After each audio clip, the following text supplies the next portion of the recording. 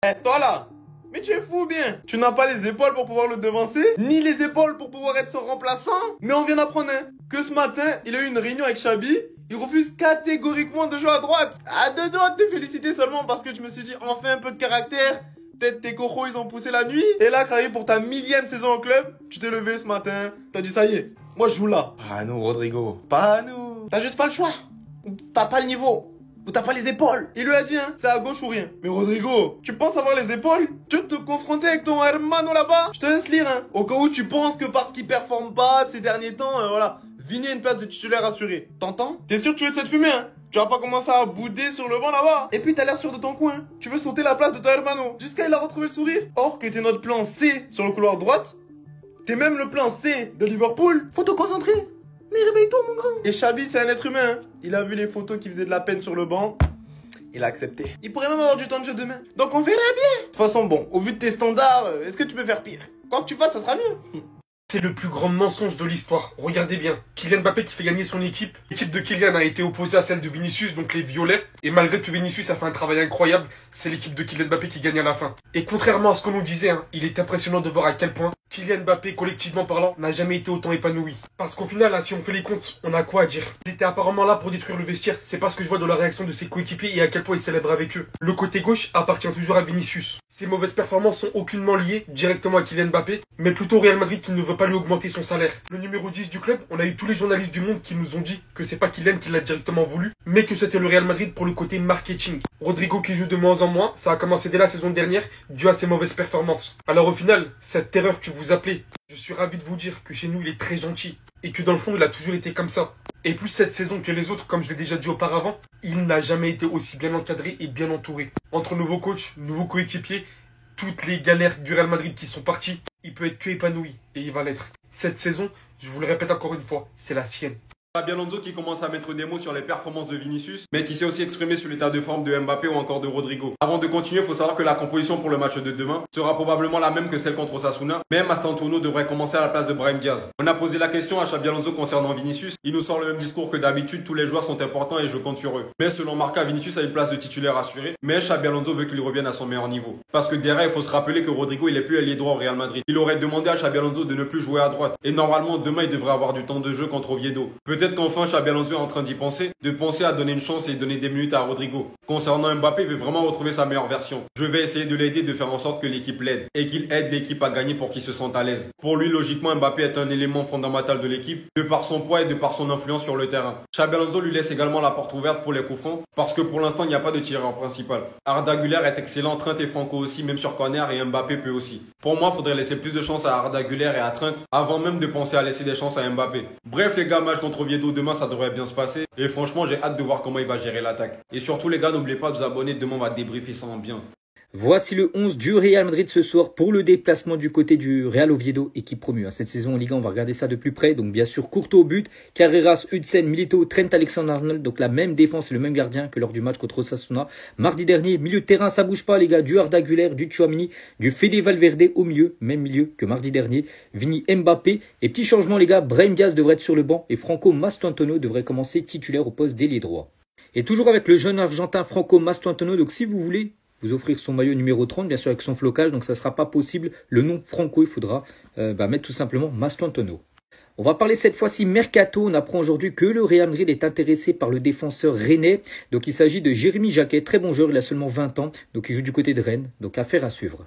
On va parler cette fois-ci de Rodrigo, donc à 8 jours de la fin du mercato. Qu'est-ce qui va se passer avec Rodrigo qui devrait de nouveau commencer sur le banc ce soir? Donc Rodrigo continue de vouloir rester au Real Madrid. Il veut gagner la confiance de Xabi Alonso et son temps de jeu contre Oviedo sera crucial. Donc oui, ce soir il devrait être remplaçant, mais on pourrait le voir jouer quelques minutes en fin de partie. Non mais les gars, personne va vous montrer ça. Regardez seulement ce que Mbappé il fait à l'entraînement les gars. Il est en train de détruire l'effectif du Real. Guettez bien après. Hein. Ils vont tous sourire et tout, ils vont sauter dessus. Mais regardez bien ce qui va se passer après. Hein. Les gars, c'est une dinguerie. Je vous jure, vous vous rendez pas compte de la folie. Kylian Mbappé qui s'amuse à l'entraînement avec ses coéquipiers. Il n'est pas censé détruire le vestiaire du Real. Franchement les gars, sur cette photo, il y a deux choix possibles. Soit vraiment c'est grave des acteurs. Tu peux pas être aussi content en gagnant un entraînement les gars. Soit Mobutu, les gars, je sais pas ce qu'il leur a fait. Je sais pas comment il les a menacés, les gars, dans le vestiaire. Je sais pas, hein, peut-être je max, peut-être je suis complotiste, les gars, je sais pas. Mais pour moi, j'ai l'impression que c'est pas sincère. Tu vois, les mecs, ça se voit, ils sont au courant qu'il y a des caméras à l'entraînement. C'est-à-dire, ils font semblant que c'est les meilleurs amis du monde et tout, tata. Mais ce qu'il faut surtout pas oublier, c'est que pendant que Kylian Mbappé est en train de faire ce genre de célébration à l'entraînement, qu'il est en train de nous montrer qu'il est épanoui et que le groupe est épanoui, ce qu'il faut pas oublier, les gars, c'est que Rodrigo, à l'heure actuelle, il attend une blessure. Il attend une blessure de n'importe quel attaquant du Real Madrid, les gars, juste pour jouer un match. Non, mais les gars, c'est pas possible. Tout le monde déteste Rodrigo au Real Madrid ou quoi, les gars? Guettez seulement quand il va célébrer la réaction des autres joueurs. Guettez bien. Là, il va aller faire son petit entraînement tranquille. Il va marquer et tout. Guettez.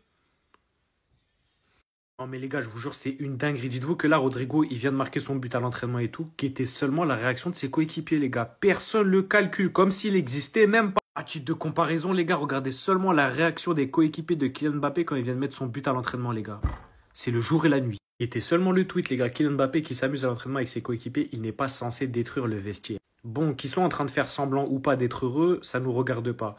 Mais pourquoi est-ce que les joueurs, quand Kylian Mbappé fait quelque chose de bien à l'entraînement, ils réagissent comme ça? Alors que quand c'est Rodri, les gars, personne ne le calcule. On dirait le vilain petit canard, il joue pas, personne ne le calcule, alors que le frérot, il est super fort. Regardez seulement leur langage corporel. Valverde, il le calcule même pas, il fait semblant de même pas le voir. Rudiger, les gars, il a l'air énervé, il a l'air même pas heureux pour lui. Il n'y a que Dean Huijsen, les gars, il a l'air d'être un peu content pour lui et tout. Tu vois, c'est un nouveau dans l'équipe, donc il essaie de bien s'intégrer. En fait, il n'y a que lui, il est tout seul dans son délire, les gars. Je vous jure, ça fait de la peine. Vous ne pouvez pas vous faire floquer Franco sur le nouveau maillot du Real Madrid cette saison. Franco Mastantuono, c'est la nouvelle idole du Real. Il y a une vraie Mastantuono mania du côté de la capitale espagnole, tant et si bien qu'il y a des milliers de demandes pour avoir le flocage de l'Argentin. Oui, mais Mastantuono, c'est peut-être un peu long, donc les gens se sont rabattus sur le prénom. Franco. Oui, mais non, vous l'avez compris. Politiquement, évidemment que ça pose un énorme problème. Franco, pour ceux qui ne sont pas au courant, est un militaire qui a dirigé l'Espagne sous forme de dictature pendant des années, voire des décennies. Imaginez-vous que des milliers de personnes demain, dans la capitale espagnole, portent le maillot avec écrit Franco. Politiquement, ça va poser un énorme problème. Donc, le Real a tout simplement, sur son site, bloqué la possibilité de se faire floquer le prénom de son nouveau joueur. Donc, pas possible de mettre Franco. Vous devez mettre Mastantuono ou autre chose, mais en tout cas, vous ne verrez pas le numéro 30 avec écrit Franco cette année sur le nouveau maillot du Real Madrid. Et bien évidemment, c'est tout à fait logique. Allez Barcelonais, la saison va être longue avec vous. Qu'est-ce que vous allez nous sortir comme excuse cette fois-ci? Ça fait déjà 2 matchs de Liga, déjà 2 scandales. Mais moi, ce qui me sidère encore une fois, c'est que les joueurs se sont obligés de parler du Real Madrid. L'année dernière, lors du Classico, Tchouaméni a commis une main évidente et les arbitres ne l'ont pas sifflé comme penalty. Ce soir, ce n'était pas une main claire, pourtant ils l'ont fait. Mais pourquoi parler du Real Madrid? On parle de vous. Et surtout que la main de Tchouaméni, bien évidemment qu'il y a main. Mais j'ai jamais vu un seul Madrilène dire qu'il n'y avait pas main à ce moment-là. On était tous unanimes pour dire que heureusement que l'arbitre n'avait pas sifflé. Mais vous, bizarrement, vous allez nous sortir des nouvelles règles. Encore une fois, je trouve ça grave que ça passe en 2025. Une main aussi flagrante, sachant toute la technologie qu'il y a dans le monde du football. C'est un scandale qu'une main comme ça passe encore en dessous des radars. Vous pouvez venir pleurer les Barcelonais, je m'en pète un. Mais venez même pas commencer à justifier ça avec des actions du Real Madrid ou je sais pas quoi. On parle de l'instant T. Et surtout, si c'est pour parler de la main de Tchouaméni, les gars, y a rien à voir. La main de Tchouaméni, comme je vous l'ai dit, on est unanime. Il y a main. Mais du coup, j'attends la justification pour ça. Je vous écoute les Barcelonais, je vais tous vous lire. Bref, sur ce, la saison, je sens qu'elle va être longue, c'est léger, c'est pas lourd, abonnez-vous les frères, on est ensemble. Je vous déteste. Je vous déteste à un point, les Barcelonais. Vous vous rendez pas compte. Vous vous rendez pas compte. Mené au score 2-0. Les Barcelonais arrivent à renverser le Levante en gagnant 3-2. Un magnifique but de Pedri, pour moi l'homme du match. Incroyable, spectaculaire. Visiblement, il veut recommencer comme l'année dernière. Petit, calme-toi un tout petit peu, hein. Et à Ferran Torres aussi, il était en pétard là aujourd'hui. C'est lui qui a mis le but égalisateur. Par la suite, Manu Sanchez, il a essayé de contenir Lamine Yamal jusqu'à la 70e minute. Mais comment tu peux le tenir pendant 90 minutes? Ça n'existe pas. On le sait très bien. On le sait très bien qu'il allait être usé. Il est sorti. Parce qu'il commençait à se faire taffer. Forcément, oui, tu peux pas le contenir. Le drame est arrivé. Le drame est arrivé. Centre, CSC parce qu'ils ont trop de pression. Et ça se voyait que ça allait arriver. Les gars, je commence à en avoir marre de cette équipe du FC Barcelone. C'est remontada. Hansi Flick était en train de rigoler pendant que son équipe, elle faisait 2-2. Il savait, les gars. Il y a un truc mystique avec ces joueurs-là. Et j'ai le seum. Oh, j'ai même plus les mots. Voilà Rodrigo, c'est tout ce qu'on voulait de toi. Du caractère et de la clarté. Le poste de Rodrigo au Real Madrid est désormais ailier gauche. Rodrigo a demandé à Xabi Alonso de ne plus jouer à droite. Son rôle est désormais à gauche. Il devrait jouer contre le Real Oviedo. Pour moi, c'est une très bonne décision de la part de Rodrigo. Là, il va plus miser sur le temps de jeu parce qu'il sera fréquemment sur le banc. Mais il mise sur la qualité pour mettre la concurrence à Vinicius. Il assume la concurrence avec Vinicius. C'est ainsi, il n'y a pas d'amis dans le football. S'il se pense capable de sauter Vinicius, bah qu'il essaye, il n'y a pas de souci. Et par contre, moi, il y a un autre truc que je voudrais bien savoir. Rodrigo, tu veux rester ou pas au Real Madrid? Moi, je veux qu'il soit clair dans ses propos. Pour qu'on puisse passer à un autre chapitre. Parce qu'un coup Manchester City, un coup Arsenal, ça commence à saouler. Là, on a besoin de joueurs concernés de la première à la dernière seconde. Donc, j'espère qu'il va être le plus clair possible pour qu'on puisse être tranquille. Mais franchement, cette décision, elle fait plaisir. Voilà, tranquille. Et d'ailleurs, il devra avoir du temps de jeu contre le Real Oviedo. Je ne sais pas s'il sera titulaire ou remplaçant. Mais en tout cas, il pourra prouver qu'il a sa place encore au sein du Real Madrid. Et ça fera une concurrence à Vinicius, ça le fera pas plus de mal. Parce qu'on le sait très bien dans le football, lorsque tu es dans un confort, honnêtement, ça te convient. Et tu fais pas plus d'efforts. Mais sinon, en vrai, c'est à toi. Bon, en tout cas, bien, alhamdoulilah. Une honte de mettre Modric à côté de Youssouf Fofana et leur Ruben Loftus-Cheek à un moment donné. Faut qu'on se le dise, Luka Modric mérite mieux que ça. Pendant que Kevin De Bruyne la régale avec McTominay, déjà buteur pour son premier match de Serie A, Kevin. Modric se tape cette équipe de merde. Putain, la saison elle va être longue. Est-ce que c'est normal que ce soit ce mec de 40 ans, bon, ce mec assez exceptionnel, on va pas se mentir quand même les gars, qui soit le meilleur joueur de ton équipe? Ah, j'ai regardé le match en double écran à un moment donné, vous pouvez pas me dire que là, c'est du niveau pro l'équipe de l'AC Milan. C'est pas normal que ce soit Modric le meilleur joueur de ton équipe. Bon, moi, ça me choque pas, évidemment. T'as vu les mecs qu'il y a? Fofana, Loftus-Cheek, Saelemaekers, Estupiñán, Pulisic, des joueurs diables. Mais c'est quoi, c'est la gueule de cette équipe, putain? Je suis là, je suis tout content. Je regarde mon petit Modric avec le maillot de Milan, ça fait toujours aussi bizarre. Et là, je me dis quoi? Je me dis, mais vous êtes pas prêts pour la saison qui va vous faire à l'AC Milan. Parce que je vais vous le redire, il va finir légende de l'AC Milan. Il va finir légende de l'AC Milan. Et ça va être le meilleur joueur de l'AC Milan cette saison s'il ne se blesse pas. Luka Modric, ne vous inquiétez pas, il se blesse pas. Ça fait 2 ans qu'il est au Real, 0 blessure à 39 ans. Ce mec, la Serie A va être à ses pieds quand je vous le redis. Je vous le dis, je vous le redis et je vous le redirai. Le mec a encore fait un match de porc. Est-ce que ça me choque? Non, je vous avais prévenu. Luka Modric, encore une fois, va vous surprendre. Encore une fois, vous allez comprendre que Luka Modric, là, c'est 39 ans ou pas, c'est l'un des meilleurs milieux de terrain de la planète. Je le dis encore, je le dis. Ce qu'il fait sur un terrain, il n'y en a pas beaucoup qui sont capables de le faire, à l'heure actuelle. Grosse surprise mercato au Real Madrid. Le club pense à recruter un milieu de terrain qui coûte 80 millions d'euros. On va voir ça tout de suite. Le Real Madrid pourrait frapper un gros coup d'ici la fin du mercato. Dernièrement, la tendance c'était plutôt à une fin de mercato tranquille. Et bien finalement, le club pourrait recruter au milieu de terrain comme le souhaitait Xabi Alonso. Et ce joueur, c'est Adam Wharton, le milieu de terrain de Crystal Palace. C'est un joueur qui plaît beaucoup au Real Madrid, que ce soit au staff de Xabi Alonso ou même à la direction. Et donc, d'ici la fin du mercato, il pourrait y avoir une opération qui se lance. Je vous mets la source, c'est le journal AS, et le seul problème dans cette histoire, c'est que Crystal Palace demanderait environ 80 millions d'euros. Et 80 millions d'euros, c'est quand même beaucoup d'argent. Donc voilà, faudrait voir si le Real Madrid est prêt à investir ce montant. A priori non, mais bon voilà, s'il y a un départ, pourquoi pas. Mais en tout cas, son profil correspond parfaitement à ce que recherche Xabi Alonso.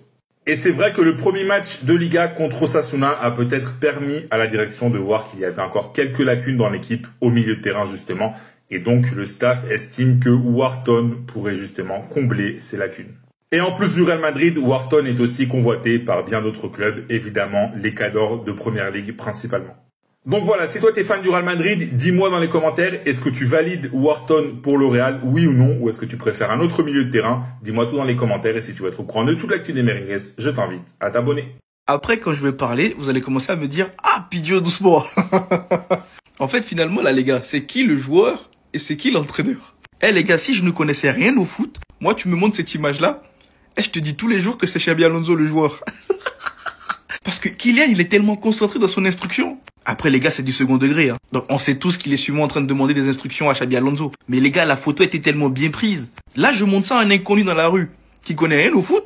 Il te dit, C'est Kylian l'entraîneur. C'est Xabi Alonso le footballeur. C'est trop. En plus, t'as Xabi Alonso qui est là, il écoute, hein, il est là, il est attentif. Et lui, il est là, il est concentré dans son instruction. Ah, c'est trop. Par contre, Dina Hussein, tu vas nous arrêter ça tout de suite. Parce que c'est en faisant tes trucs là, on va commencer à se poser la question, est-ce qu'on te mettrait pas en 6? Parce que même notre 6, il est en train de te regarder en bizarre. Et tu vois, Meni, il te regarde en bizarre. Fais gaffe. Fais gaffe à toi. En plus, regardez-moi ce dont il est capable.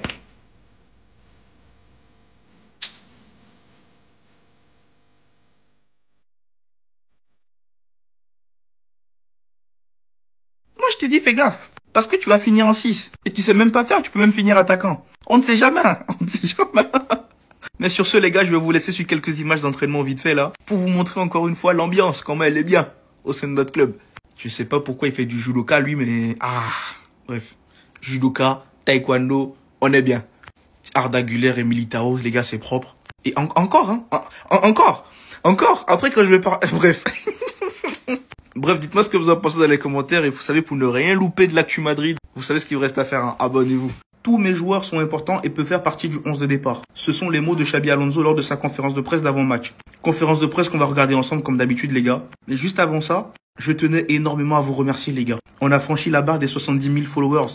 Et tout ça, c'est grâce à vous. Ça fait que 5 mois que je suis là. Et ça fait 5 mois que vous me motivez à fond, que vous me soutenez et que vous êtes derrière moi. Les gars, ça fait plaisir. L'aventure n'est pas terminée. En tout cas, ceux qui passent là, n'hésitez pas à vous abonner. Pour ne rien manquer de l'actu Real Madrid, les gars. Trêve de bavardage, passons à la conférence de presse. Si je vais titulariser Franco Mastantuono demain, il a des chances comme tous les autres joueurs. Bon, on sait qu'au Real Madrid, tu ne peux pas tenir des discours comme ça. Ouais, il va jouer, ouais, il va pas jouer. En plus, comme c'est un entraîneur qui aime bien impliquer tout le monde, c'est normal qu'il dise ça. Mais je pense que Franco sera titulaire demain. C'est mon avis. Et logiquement, il dit par la suite, tous mes joueurs sont importants et peuvent faire partie du 11 de départ. On l'avait bien compris, ça, Xabi Alonso. Si j'ai parlé à Rodrigo, c'est pourquoi ne joue-t-il pas? Pour moi, la saison commence maintenant. Nous venons de jouer un match. La Coupe du Monde des clubs était différente. J'ai parlé à Rodrigo comme à tous mes joueurs. Bon, il a essayé d'esquiver un tout petit peu le sujet. Mais que voulez-vous qu'il dise? Ensuite, ils lui ont posé des questions sur les tireurs de coups francs. Et il répond, les tireurs de coups francs de l'équipe, nous verrons. Ardagulaire est incroyable. Trent et Franco aussi, même dans les coins fermés. Kylian Mbappé aussi. Ouais, on a compris que Kylian, il avait marqué 2 coups francs. C'est bon, on a compris. J'étais sûr qu'il allait placer le kicks dedans. Mais bref. En même temps, le kicks, il a tenté 2 coups francs, il en a mis 2. Ou c'est 1. Bref.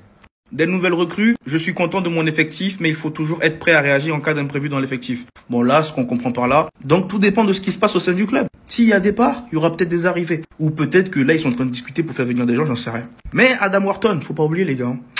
J'espère que vous l'avez à l'œil. Ensuite, on lui pose une question sur le positionnement de Franco Mastantuono. Et il dit, Franco, un milieu ou un attaquant, je pense qu'il peut jouer n'importe où.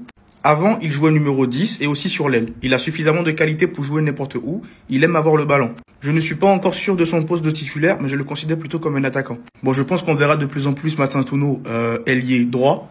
Il est entré en cours de match la dernière fois, on a vu. Il est assez polyvalent dans ce poste-là, dans le sens où il peut commencer ailier droit et des fois il réplique beaucoup dans l'axe. Bref, c'est un joueur qui est très intelligent et il saura aller dans l'espace libre, quoi. Bref. Jude Bellingham absent longtemps, je pense que mon système permettra de l'adapter facilement. Je sais que les joueurs se blessent, mais que ce soit Jude ou Eduardo Camavinga, ils reviendront. On fera tourner le jeu et tout le monde aura du temps de jeu. Bon, lui, on a compris, hein. Tu impliques tout le monde. Parce qu'on t'a rien demandé sur Camavinga, hein, mais il a parlé de Camavinga. Mais ça, c'est bien. Ça prouve que c'est un coach qui veut impliquer tout le monde. C'est un coach qui ne créera pas de problème entre les joueurs, et ça, c'est bien. La forme de Vinicius, il est bon. Nous n'avons joué qu'un seul match pour le moment. Après, je peux te comprendre, c'est vrai. On a joué qu'un match de Liga, mais ce n'est pas le premier match de Vinicius sous tes ordres. Faut pas qu'on se mente. Il a déjà joué la Coupe du Monde des clubs, c'était compliqué. Mais, je suis d'accord avec toi, on laisse le temps. Kylian, quand il n'était pas bon, on lui a laissé du temps. Vini, on fera pareil. Et on verra à ce moment-là, on prendra des décisions. Par contre, le journaliste, c'est un fou, hein. Il lui a demandé s'il était inquiet pour Barcelone. C'est-à-dire, genre, il est inquiet pour le Classico ou pas.